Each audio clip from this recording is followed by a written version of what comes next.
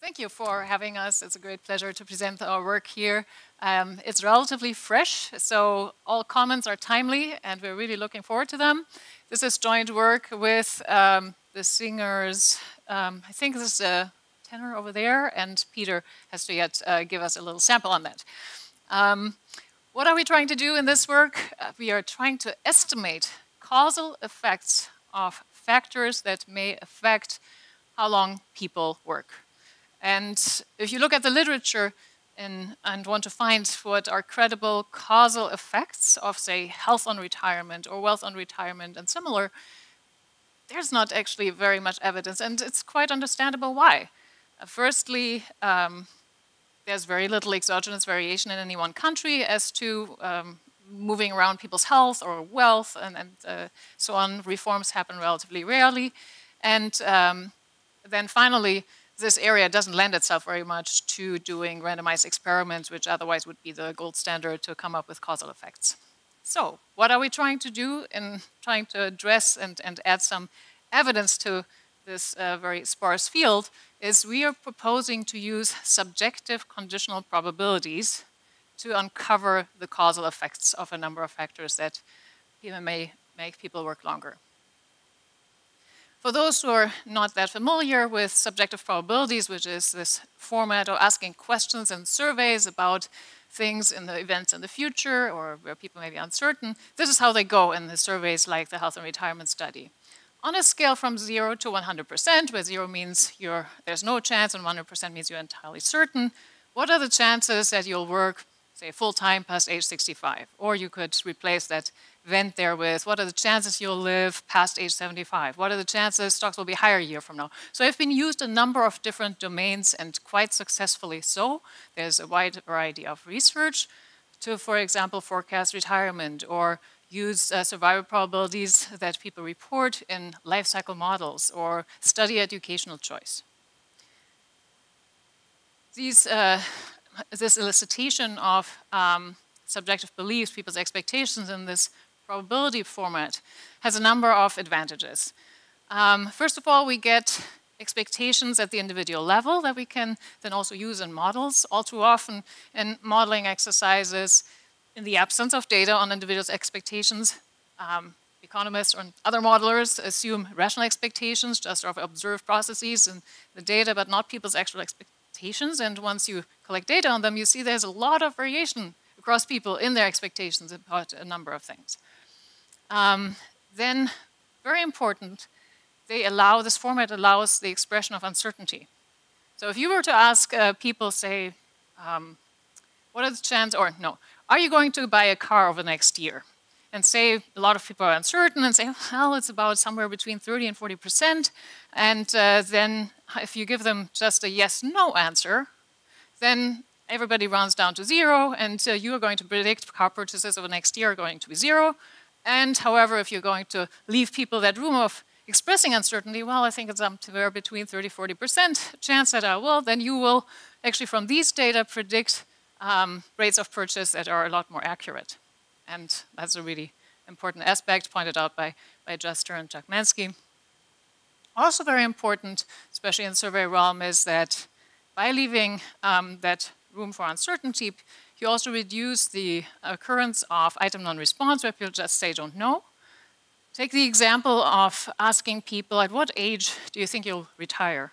And if asked in this way, you'll get very high rates of non-response, somewhere about a third, depending on the age of your sample, but you get much lower rates of non-response if you use these probabilities.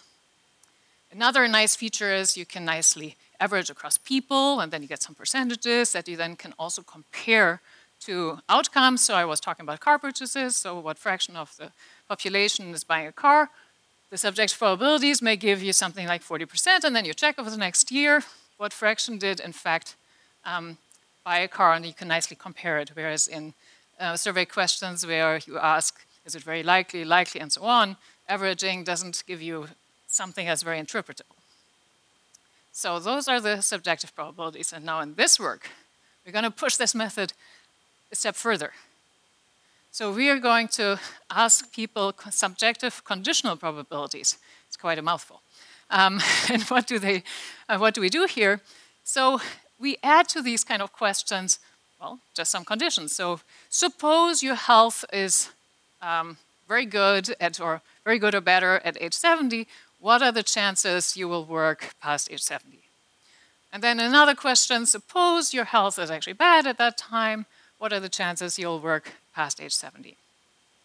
And you can see already how conceptually you could use these different questions and different conditionings to uncover a causal effect. So if I'm in good health compared to when I'm in bad health. And in addition, you have this now, as you ask people in your survey, at the individual level. So taking the difference for an individual between one and the other, under one condition and the other condition, you're actually holding individual tastes constant, which is one of the big challenges. Otherwise, studying revealed preference data, where you see the people in good health and then compare the fraction working in bad health, and they're all actually different in so many ways. And you cannot uncover the causal effect in that way. Here, we're holding tastes constant, and that's really neat. And obviously, this way of asking about what people might do under certain scenarios is related to approaches like stated preferences and hypothetical choice. But again, important difference, we allow for expression of uncertainty. And then again, scaling nice probability features scaled from 0 to 100, where we can take averages. And just sort of to walk this through, that is what's underlying this method, not rocket science, but still, let's walk you through it so that you then very quickly can get the kind of statistics we'll be presenting. So imagine you had the luxury of actually running experiments. And you could give everyone suddenly a dose of health, and now everybody's in good health, and then you wait a little while and see what is the fraction working at age 70 in this state. And then you get the privilege of, well, privilege, I don't know, give everybody bad health, and then you see what fraction of the population is working past age 70, and presumably that would give you the causal effect, say, of good versus bad health. In the absence of that, what do we do here? We ask people just these questions. Suppose you were in good health and better at age 70. What are the chances you'll be working past age 70? Then we'll contrast that with the question, now suppose you're in bad health at age 70. What are the chances you'll be working past that age? And we can do that at the individual level and get individuals' causal effects. We can aggregate it to subgroups and by characteristics, or we can do it at the population level, and we can study the entire distribution in the population, lots of things that are then possible. And here is the list of conditions that we explored in a survey. So we asked about various scenarios about good versus bad health, about wage increase and decrease, people inheriting $500,000, change in longevity, extra 10 years, availability of part-time work, flexible schedule, becoming self-employed, ability to work from home, short commute, less demanding job in various dimensions. We fielded the survey in the Random American Life panel, and it's an internet-based survey with some 6,000 respondents, representative of the US population over the age of 18, and these people are interviewed multiple times, often about twice a month, on many topics, and the data across surveys can be linked. Our survey was for the older population, so we're using just a subsample of the ALP sample, and in this particular study, we focused on those age 50 to 69. Now, let me walk you through one of these question sequences that we designed for the survey. First of all, the unconditional subjective probability that is asked on a number of surveys, like the HRS and its sister studies and so on. What are the chances that you'll be doing any work for pay after you reach age 70? Then we ask the question about people's being in good or bad health at age 70, which goes like this. What are the chances that your health will be excellent, very good, or good at age 70? Now comes the conditioning. Now suppose when you reach age 70, your health is excellent, very good, or good. In that case, what are the chances that you'll be doing any work for pay after you reach age 70? And then we do a similar question then for the fair or poor health. And before I get into all sorts of other things, first of all, just a quick preview of the kind of data you're getting out of this exercise. First of all, overall, what I'm showing you here, say in this column here, what did people give as the probability of being in good health at age 70, some 60? That average probability in the population here is 61%. And then we tabulated this here by people's current health status. And you see that it is, strongly varying with health, as it should. You might expect that people who are currently in poor health, well, we don't have quite as many here, currently in poor health give you a rather small chance of being in good or better health at age 70. And similarly, that you would find people in excellent health at these ages that we show you here, and this it's a sample of 50 to 69-year-olds, that they would give you a pretty high chance of being in excellent health, or those numbers up there. In the next column, you see the, what we call the P70, that is the unconditional probability of working past age 70, so no extra condition added. And you see that when, first of all, overall level, average probability of working past age 70, about 29%.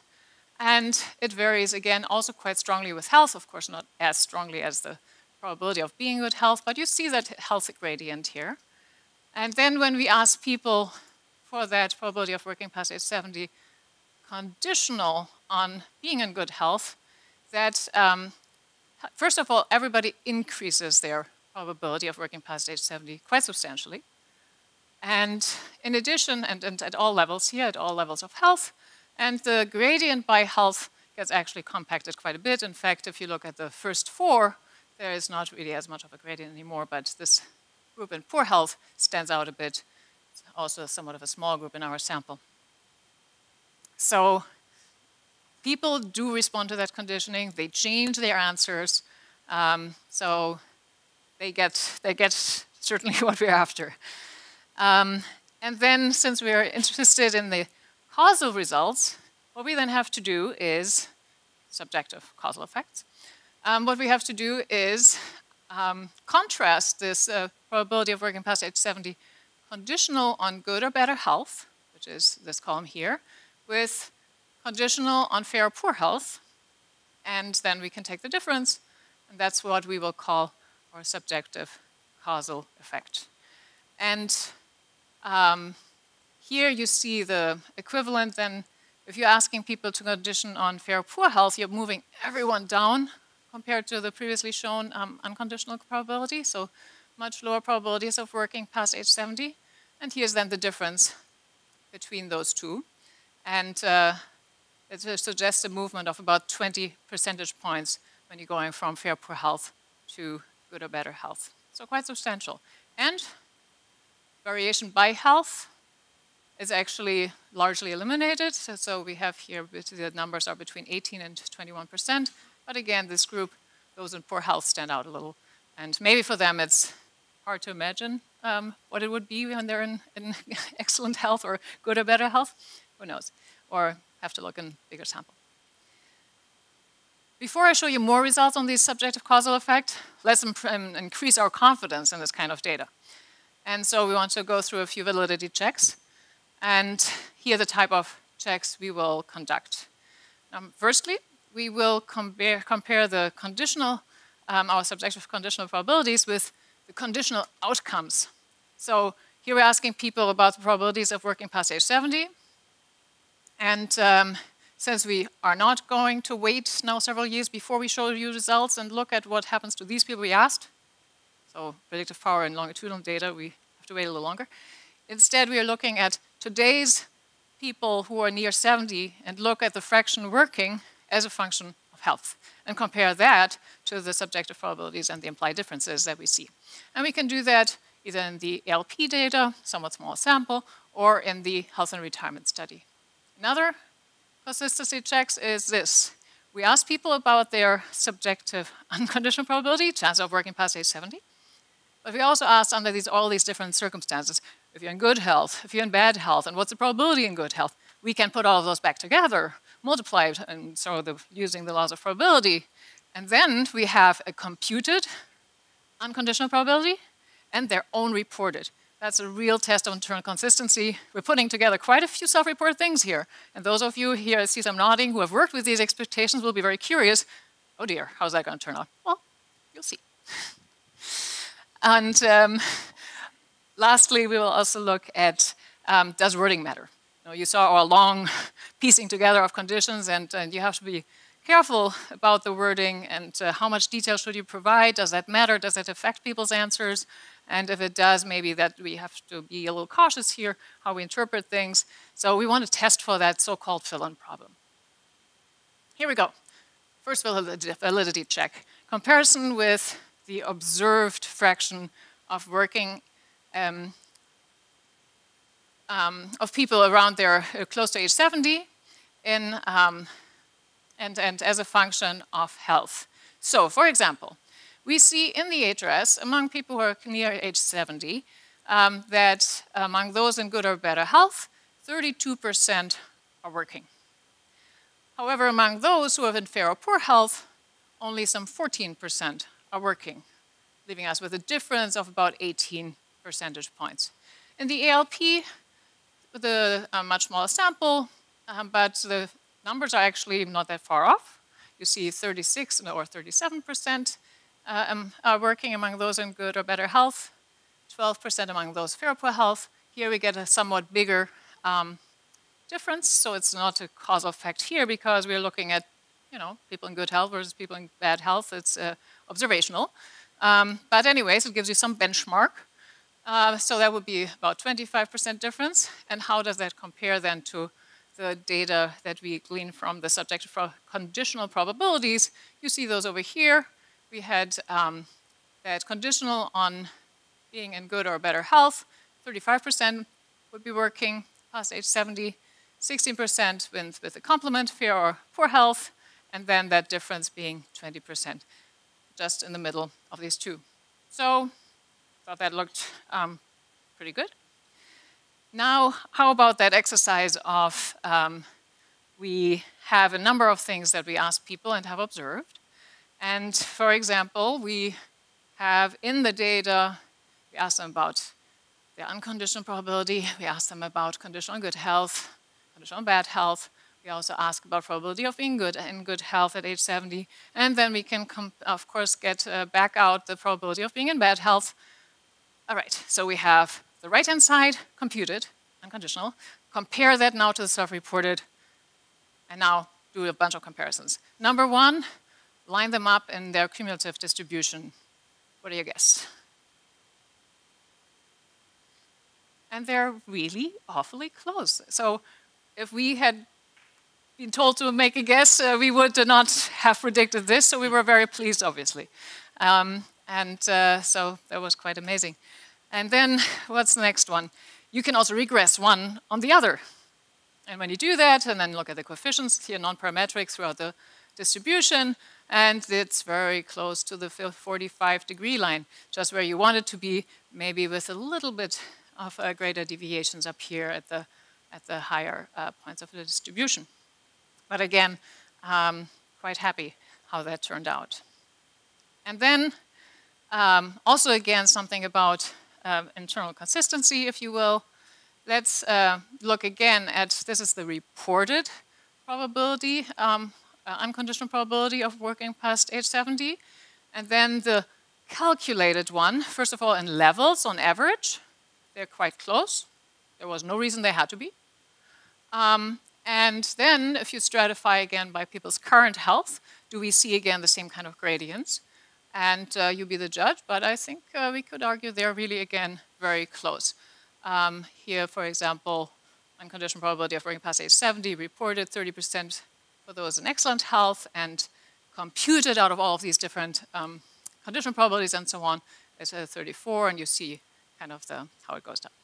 So again, pretty good alignment. So hopefully will convince you that these are quite consistent, these data. And so let's look then at some, that we'll want to look at some other effects later on.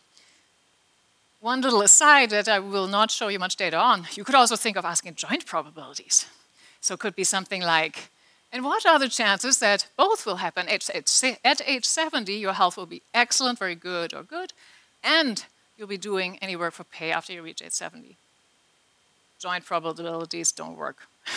So we did also these internal consistency checks and so on, and they're totally off. But you can kind of see how that goes, because cognitively it's a lot more difficult to kind of put these things together. Whereas this conditioning on, but now suppose, if you were in good health and what would happen, that people can seem to be able to do quite well. But doing joint probabilities doesn't seem to be working that well. But we won't use those, so we don't use those. Don't get the wrong impression. What we're going to use is not these bias things. No, we're using the conditional probabilities.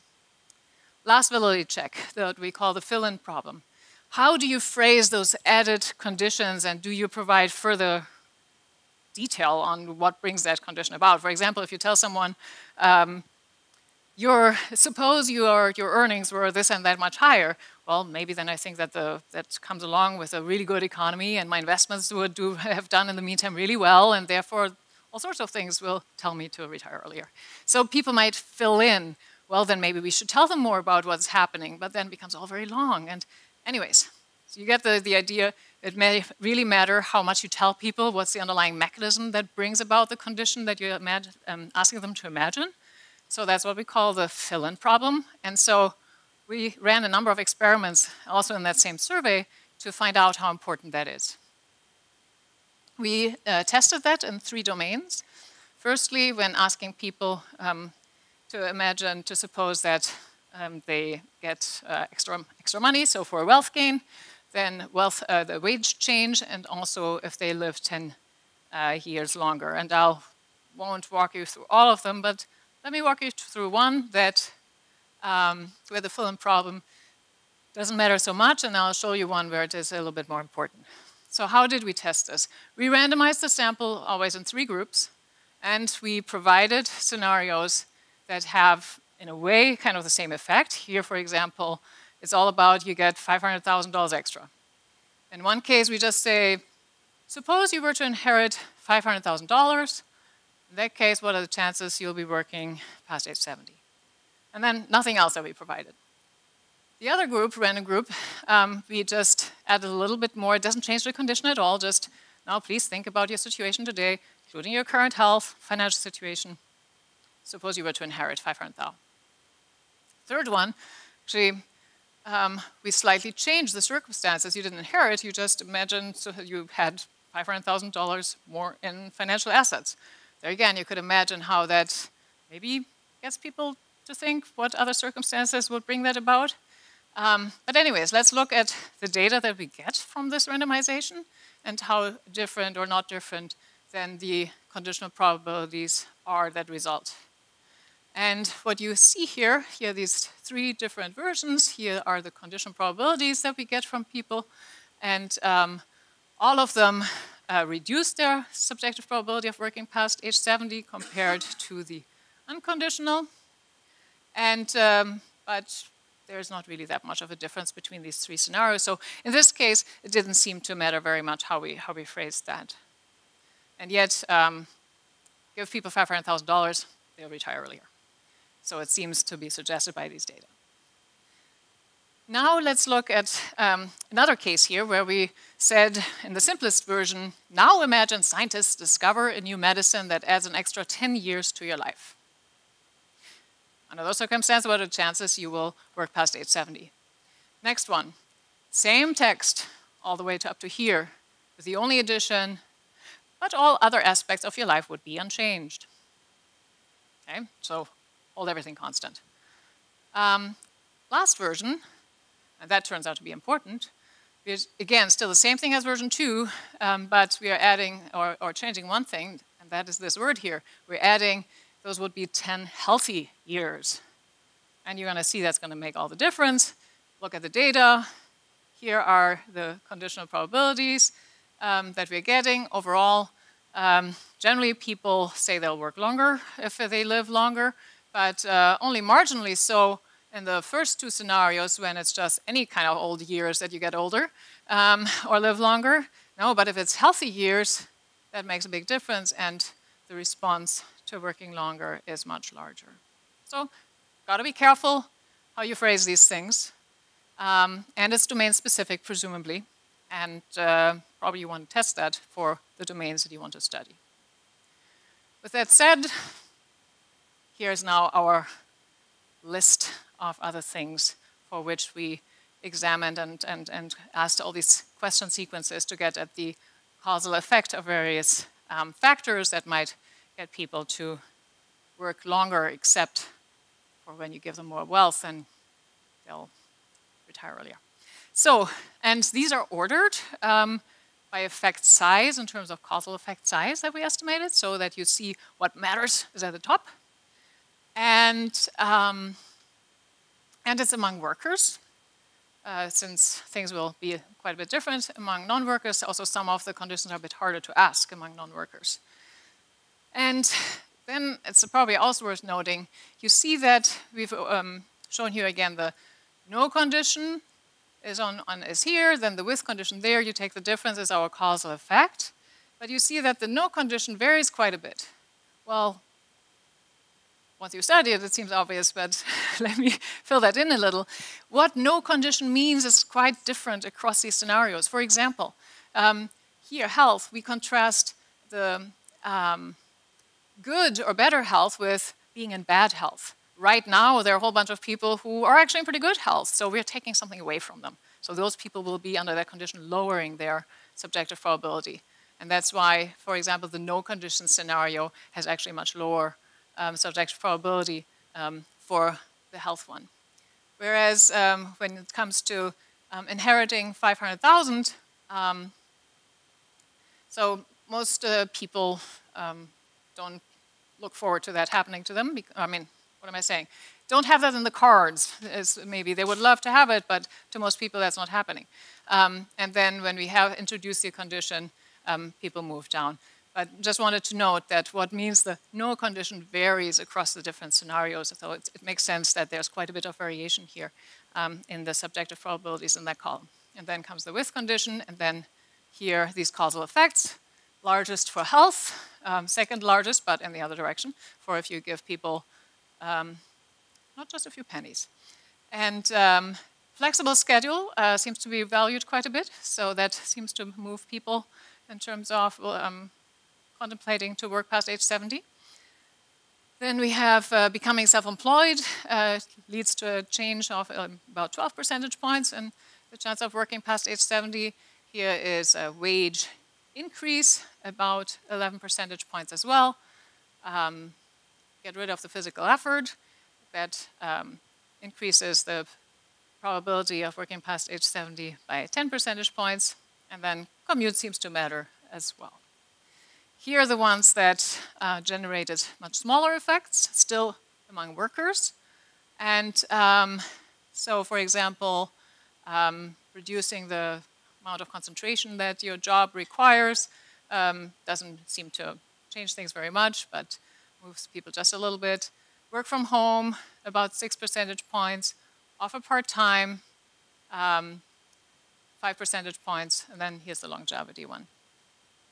We also have some of the conditions where we have some scenarios that also can be compute the effect also for non-workers. And these are the ones where that is possible with the data we have. And here I'm just showing the causal effects. Here are the non-workers. Become self-employed would increase the subjective probability of working past age 70 for these non-workers by 16.5 percentage points, for example. And here on the right, you see what that looked like for the workers in comparison. So I haven't had a sign yet of stopping. I'm very surprised. Either it is because you liked it,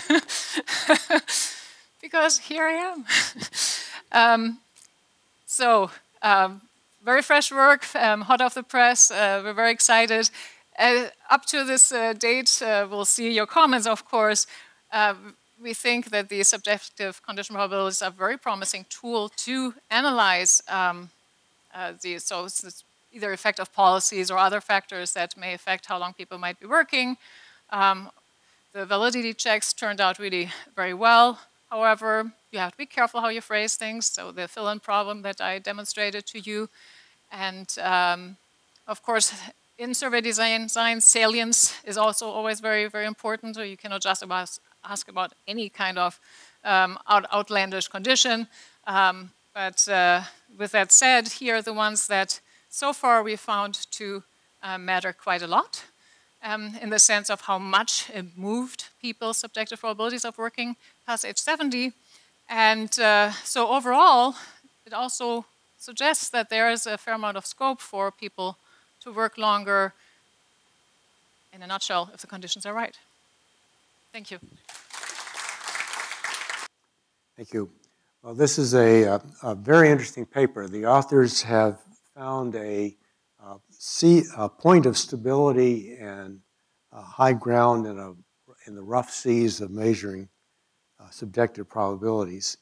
And I think it's very promising for the use of this source of data for policy purposes. Now, if you ask the question, what is the probability of working for pay after age 70, it's really a very complex question. Workers will have a current employer with various characteristics of the worker and the current employer, and that's all quite heterogeneous across people. And then when they form beliefs about what's going to happen after they reach age 70, they have to form beliefs both about what nature is going to do to them in terms of health and longevity, personal and family financial needs, non-work opportunities, and so forth, and also what their future work possibilities are. Could they continue with their current employer, or could they become a greeter at Walmart? What are their options, and what wages, occupations, working conditions, and tax incentives would be associated with that? One of the consequences of this complexity is that it's really very difficult to sort out the causal patterns here. And Susann already mentioned that there are very few studies, and I think there's a good reason for it. You're dealing with a situation first with multiple agents, both the worker, the current employer, possible future employees, heterogeneous current status, future uncertainty about changes in health status and financial conditions, opportunities for employment, and so forth. Now, in principle, you could study revealed retirement patterns to get descriptive unconditional and conditional probabilities, but identification is limited by a large number of independent possible causal factors. It's really a dog's breakfast of joint determination, and it's very difficult to rule out ecological correlations. Now, if you had natural experiments with random assignments of a single causal factor, that would be very informative, but pristine natural experiments are rarely available in this context. Now, these authors suggest a method which I would, for shorthand, call the conditional probability difference method. So they're starting by asking about conditional probabilities of work past age 70. Now, in general, stated preference expectations and probability data are controversial and challenging to collect. They do offer the opportunity to assign conditioning events randomly, just like a clinical trial or a good natural experiment. So the question really about these techniques is, does the response that you get, and a stated response you get, correspond to anything that's realistic? Does the cognitive process that leads to forming these responses correspond to the cognition that goes on in real life? Now, the author's technique is to consider a single event and its negation, such as being healthy past age 70 in good health or not, and attribute the difference in the conditional probability, which could be modulated by background factors such as age, gender, and so forth, to causation from this event. The differencing controls for confounding factors, including, importantly, fill-in factors, because, well, if you just ask a single question about the probability of working, without an elaborate description, which people may not follow, they have to sort of ask, what else am I supposed to assume in making this response?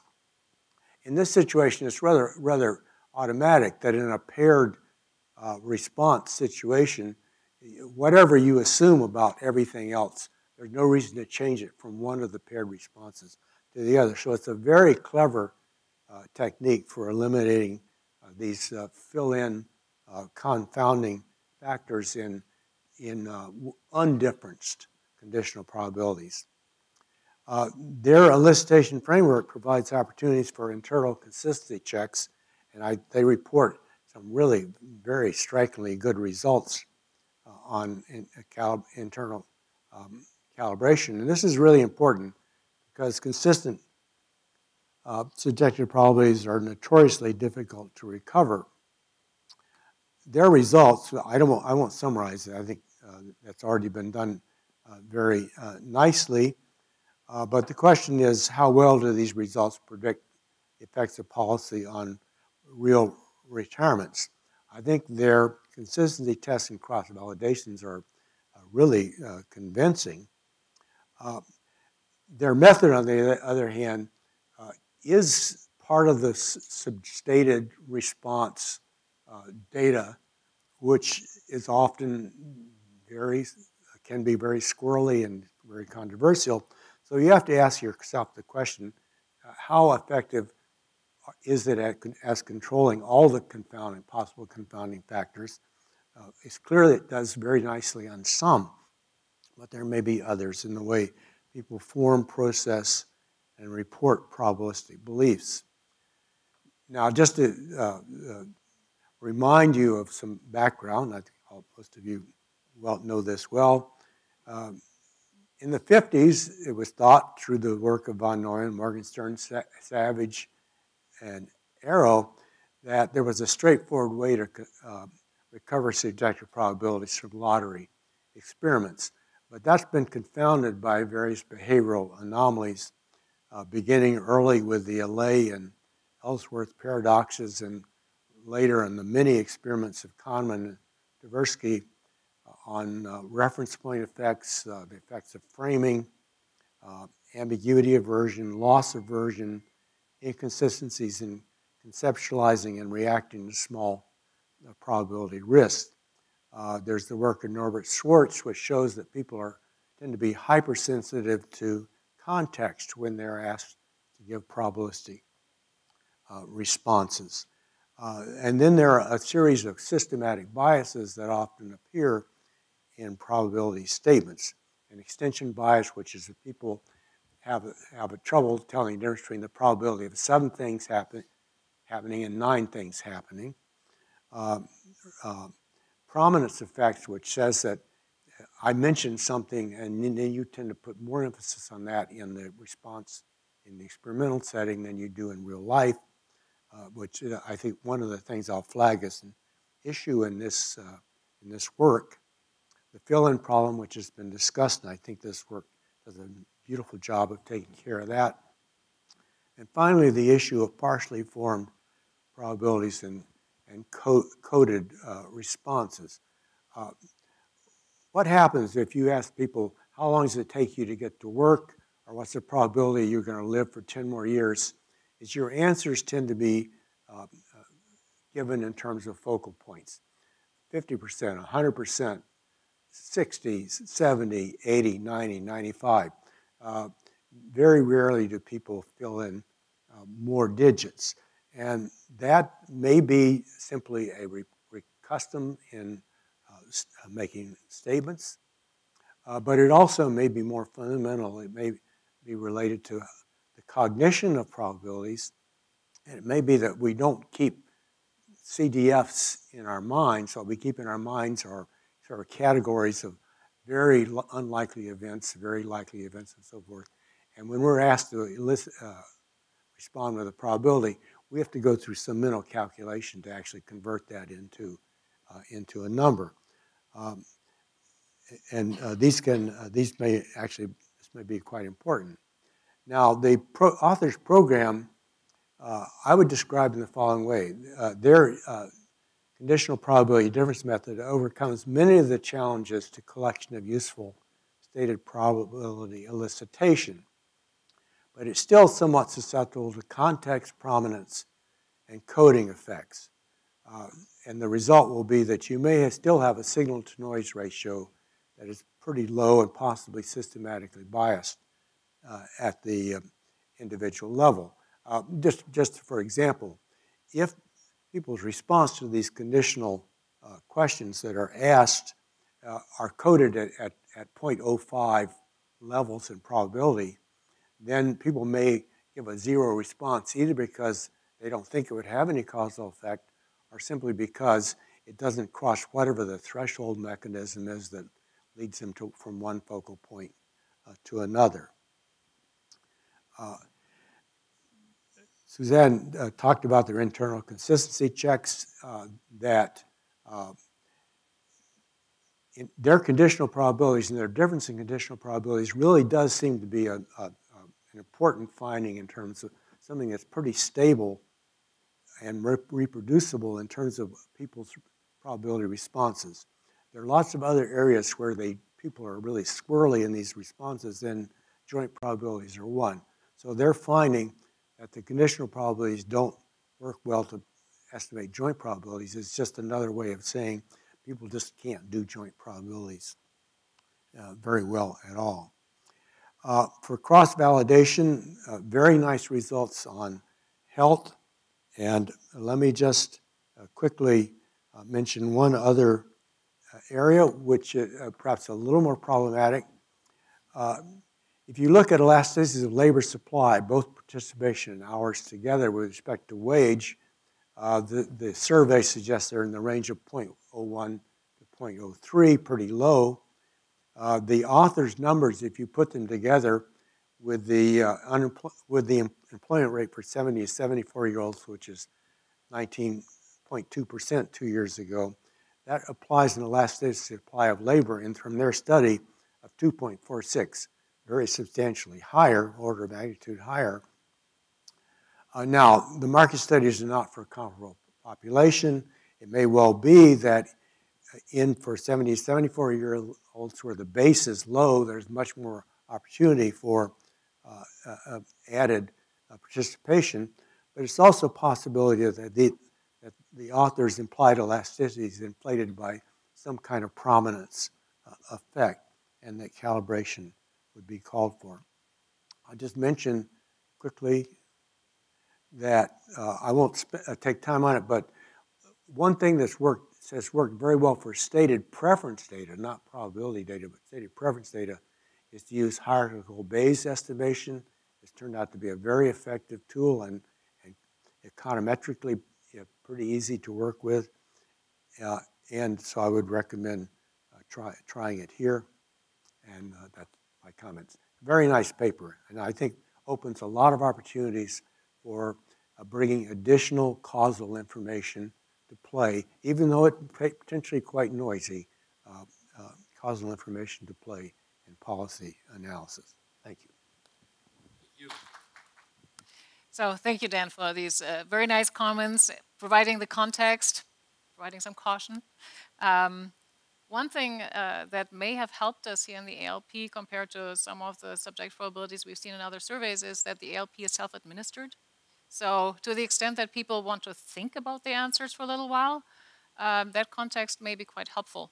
If you think in contrast to that, the situation of the HRS interviewer who has just asked you a question and silence on the phone if it is over the phone or otherwise in person, and you're supposed to come up with an answer relatively quickly. Whereas for those who want to take the time in the ALP, they can think about however long they want.